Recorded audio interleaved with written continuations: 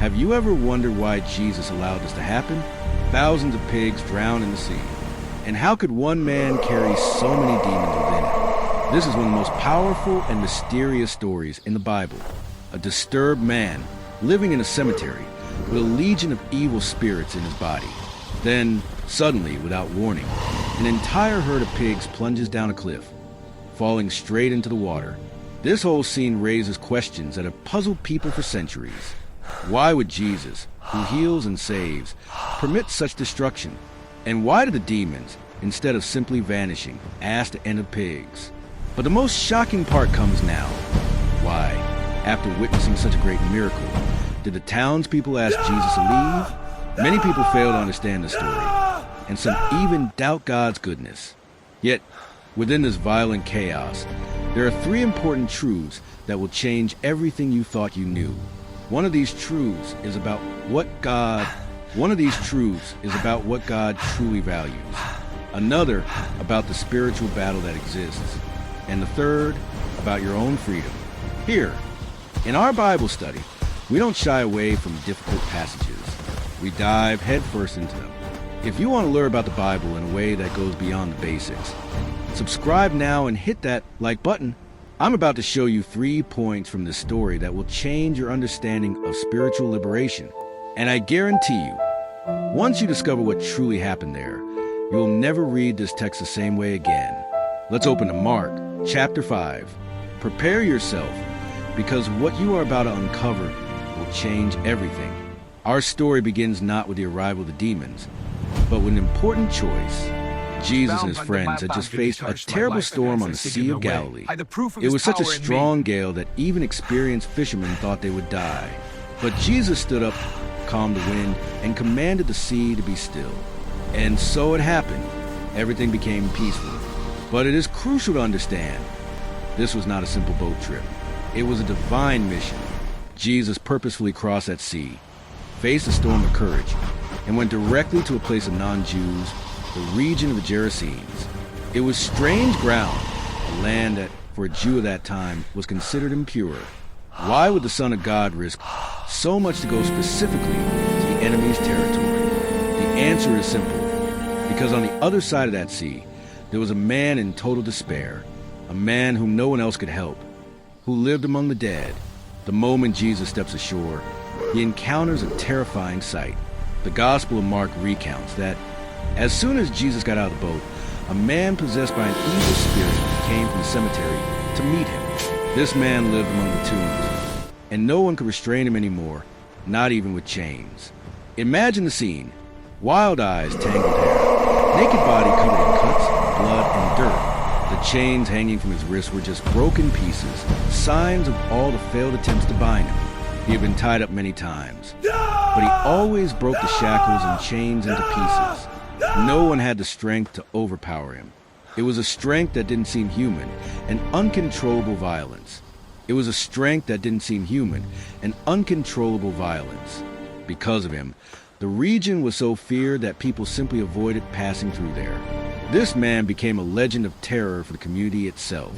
Worst of all, the story tells us, night and day, among the tombs and through the mountains, he was constantly screaming and harming himself. Every night, his screams echoed through the rocks. Every day, he walked alone, bleeding, crying, destroying himself. He had lost everything. His home, his family, even his own name and his sanity. The tombs were not just where he lived. They showed how he felt about himself. Dead, cursed, forgotten. But then Jesus arrived, and it was not by chance. He faced a turbulent sea and a storm with a single purpose: to find that man, the only one no one else could reach. And when this man saw Jesus from a distance, something incredible happened. The Gospel of Mark says that, upon seeing Jesus afar off, he ran and fell on his knees before him. And then he cried out with a loud voice, "What do you want with me, Jesus, Son of the Most High God? For God's sake, don't torment me." He said this because Jesus had already spoken to the spirit, saying, "Come out of this man, you impure spirit." Jesus didn't need to shout or give a sermon. The power of God simply flowed from him, and the demons knew Jesus. They knew his authority. But there is more to this story. When the man ran to Jesus, he didn't come alone. He brought all 6,000 demons with him, and they were the ones speaking through him. They knew they would have to leave, but they begged not to be sent to the abyss, a place of judgment for demons. They knew their time was running out.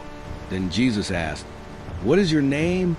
And the answer came, "My name is Legion, for we are many." A legion was a large unit of the Roman army, with more than 6,000 soldiers. Imagine 6,000 demons crammed inside the body of a single man. No wonder he had unnatural strength. No wonder he hurt himself so much. No wonder the entire city lived in terror of him. And in the midst of it all, with a desperate cry, the man, or rather, the demons within him, shouted, "What do you want with me, Jesus, Son of the Most High God? In God's name, please do not harm me." It was a strange scene. He bowed before Jesus, almost in adoration, but at the same time pleaded to be left alone. This is what happens when the purest light meets the deepest darkness. This region where they were called Gerasenes was a group of 10 Greek cities. These were places with strong Roman influence and full of pagan customs. And this area was famous for one thing in particular: pig farming. For any Jew who followed the law, like Jesus and his disciples, this was something totally forbidden. The Bible made it clear that pigs were considered unclean animals. It wasn't just a matter of what one ate. It was a sacred rule, a sign of who belonged to God's people and who did not. However, there, in the Decapolis, there was a large pig industry. Thousands of these animals were raised, and the entire local economy revolved around something that, for God, was considered impure. When Jesus crossed that sea, he was not just crossing waters. He was crossing a spiritual and cultural frontier. He was entering a place where God's laws were clearly disregarded in the name of profit. Now, before we go further, I need to clarify something that confuses many who read the story. The Gospel of Matthew states that there were 2 men possessed by demons, while Mark and Luke speak of only one. Why this difference? This is not a contradiction, but rather a matter of focus. Matthew, who wrote for a Jewish audience, likely mentioned the 2 men to follow a legal principle of that time, which stated that a truth needed to be confirmed by 2 witnesses. Mark and Luke, who wrote for a non-Jewish audience, Gentiles, prefer to focus on the man who was the center of the story, the one whose transformation will be told in detail. Different authors, distinct audiences, different focuses, but the same event, the same power, and the same Jesus. With this in mind, notice, Jesus entered a region that made money by disrespecting God's laws, where pigs were the basis of the economy, and he was about to unmask an entire system built on disobedience. Mark chapter 5, verse 8 says that Jesus commanded, "Impure spirit, come out of this man." Jesus didn't need to raise his voice. He simply commanded with authority, but the spirits resisted. Then Jesus asked a crucial question, as we read in verse 9. "What is your name?" And the answer came, "My name is Legion, for we are many." Why did Jesus ask this? He knew everything. He already knew the answer. But this question was not for him. It was for the witnesses, for us. It was so that everyone would understand the dimension of that man's suffering. Legion is a Latin word, a Roman military term. A legion was a group of thousands of soldiers, well organized, strategic, and cruel. That man was not dealing with just one demon. He was invaded by an entire army of dark beings. Thousands of spirits fighting for control of a fragile soul. No wonder he screamed day and night. No wonder no chain could hold him. That was not just oppression. It was a true invasion. And yet, despite being many, despite all the combined strength, they all trembled before Jesus. The demons could be numerous, but Jesus is incomparable. Even their spokesperson recognized him as the Son of the Most High God. Not a common teacher, not a prophet, but the very Son of the highest God. Even demons have correct theology. The Bible tells us that even the demons believe and shudder. Then came the desperate plea. The man or the legion begged Jesus not to expel them from the country, from that entire region, and not just from the man's body. They didn't want to leave there. Why? On that hillside, there was a large herd of pigs grazing, and the spirits pleaded, "Send us into pigs, so we may go into them." They begged fervently, desperately. Those spirits who terrorized a man and control an entire region now pleaded like prisoners before a judge. Why pigs? Because demons prefer to have a body, even if it's that of an animal, even if they are unclean pigs. And why is that? Because the alternative was much worse. Another book of the Bible clarifies that they asked Jesus not to send them to the abyss. The abyss was a place of imprisonment for fallen angels, awaiting final judgment. The demons knew that Jesus had the authority to send them there immediately before their time, and they were terrified at the thought. So they pleaded for the pigs. It was better to occupy unclean animals than to face the torment of the abyss. And this is where the story deepens. In verse 13, we read that Jesus gave them permission. But why? Why would Jesus allow 2,000 pigs to be sacrificed? There are three important reasons. First, the deliverance needed to be visible. For a long time, that man's suffering was almost invisible. People saw the symptoms, the savagery, the self-destruction, but couldn't understand the true cause. When those pigs plunged down the hillside and drowned in the sea, everyone could see, undeniably, the immense dimension of what that man had been facing. Evil became unquestionable. Second, it was a judgment on an economy built on disobedience. Those pigs represented a lucrative industry that openly violated God's law. By allowing their destruction, Jesus was declaring that no economic system, no matter how profitable, is worth more than obedience to God. Third, Jesus was proving a point. A single human soul is worth infinitely more than 2,000 pigs, more than an entire economy, more than comfort, more than profit. The pig herders, terrified, fled and told everyone everything. The news spread like wildfire, and the entire city came to see what had happened.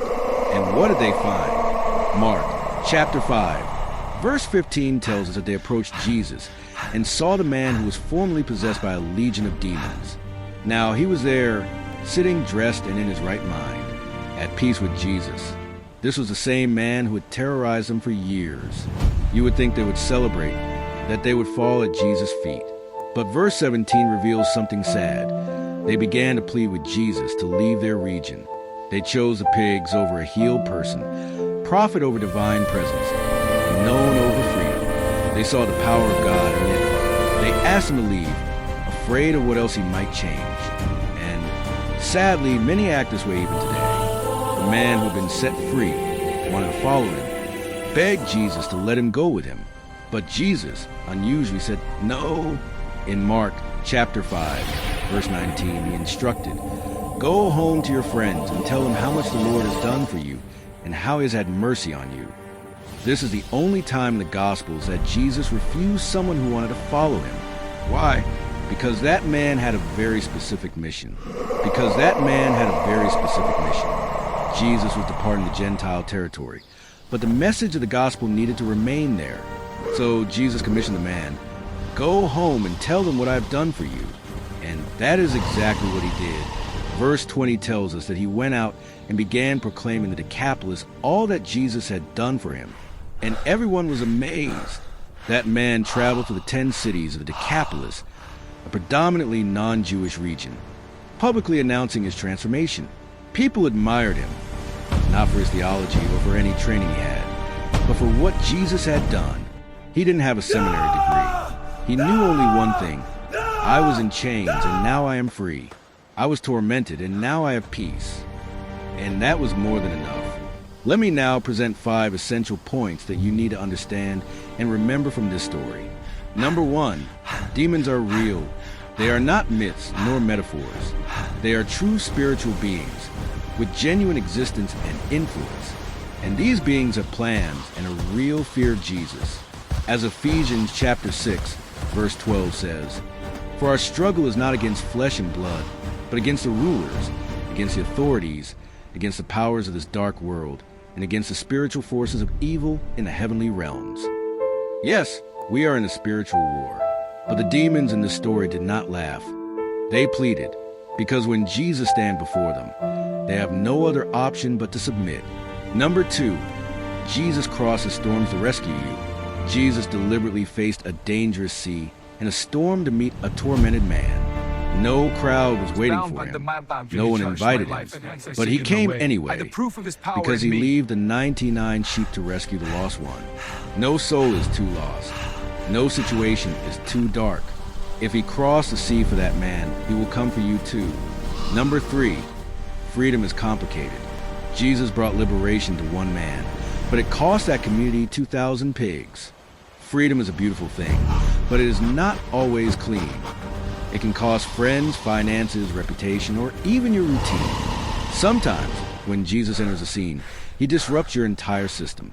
Are you willing to let him remove what you have clung to? Number 4, don't send Jesus away. The saddest part of this story is not the man's torment. It is the city's reaction. They saw the power of God, witnessed his mercy, and yet they begged Jesus to leave. Why? Because they feared what else he might change. They preferred pigs over people, profit over divine presence. Many still do the same thing, but the cost of keeping your demons is always greater than the cost of losing your pigs.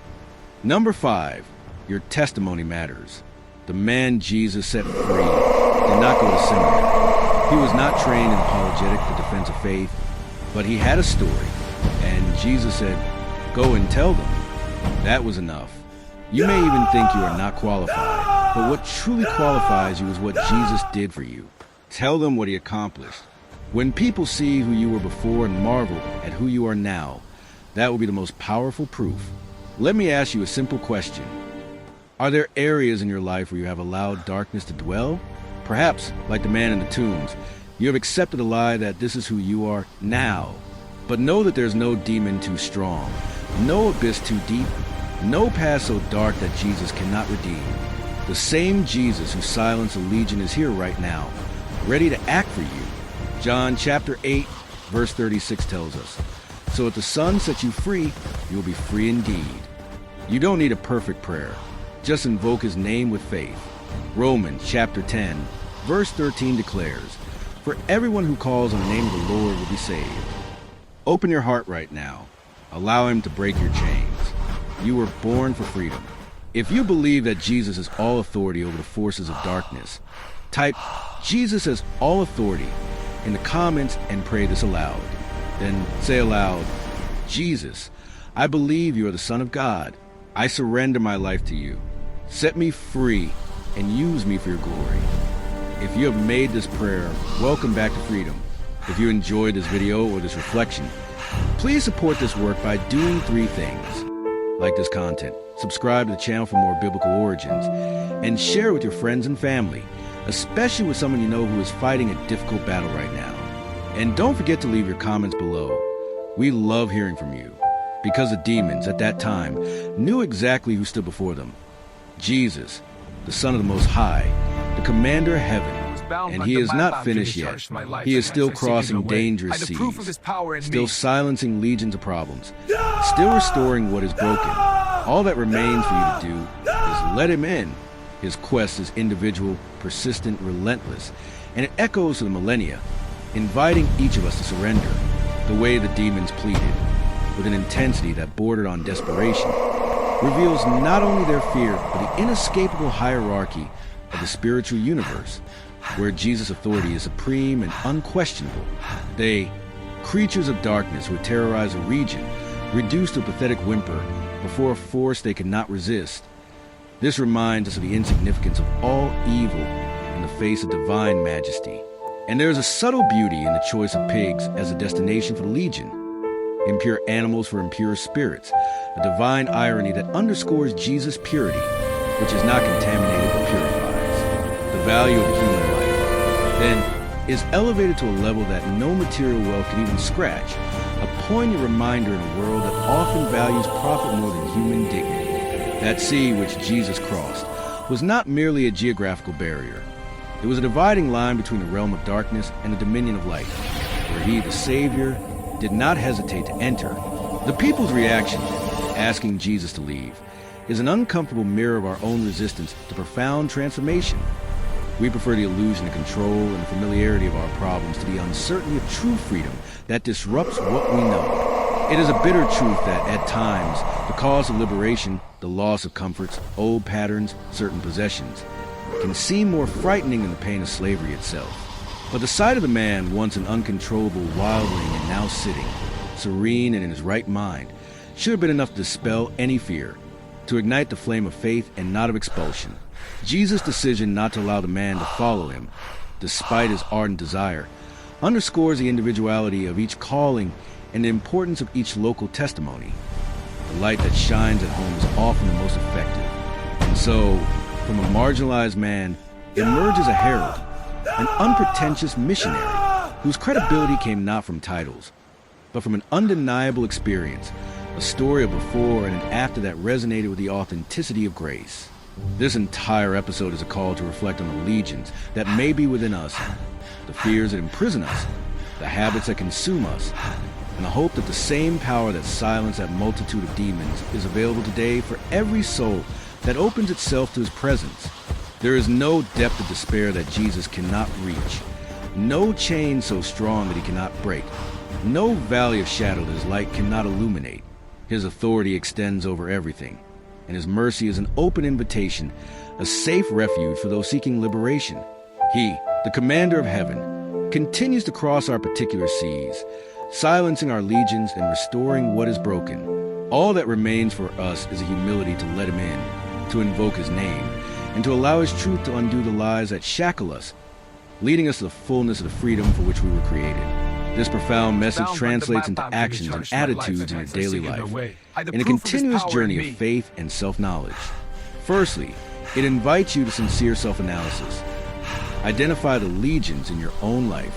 This doesn't necessarily mean demonic possession in the literal sense of the text, but everything that imprisons you, torments you, prevents you from living fully.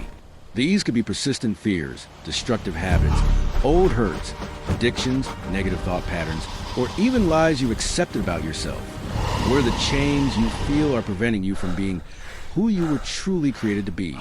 Recognizing the existence of these areas of darkness is the first step towards liberation. Next, remember the crucial point that Jesus crosses storms for you.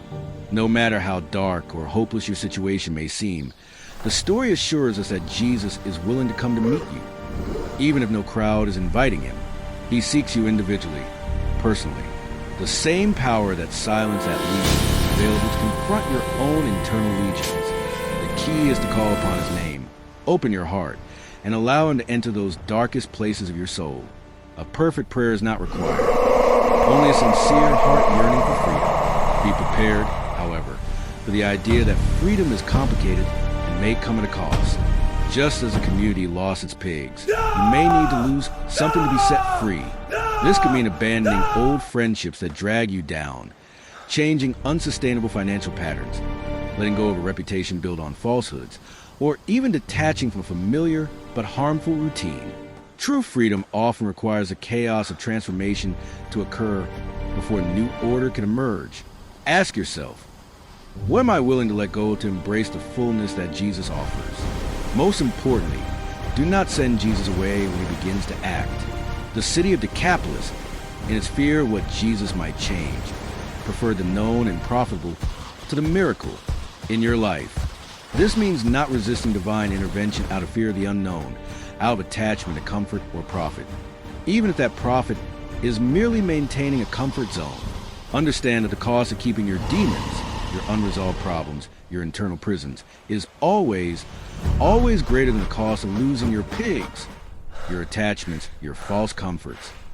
Trust in his full authority over all forces of darkness and in his transforming love. Finally, and very powerfully, your testimony matters. Once you experience liberation and transformation, do not underestimate the power of your own story. You don't need to be a theologian or an experienced speaker. You simply need to share what Jesus did for you. Be the living proof of his power. Tell your friends and family and everyone you meet how you were in chains and are now free. Your authenticity and the evidence of change in your life will be the most powerful message you can convey, amazing those who know you and opening pathways for others to find the same freedom. In summary, apply this message by living a life of constant surrender and vulnerability before Jesus. Allow him to enter every area of your existence, trusting his power to transform, and boldly sharing the new life he offers you.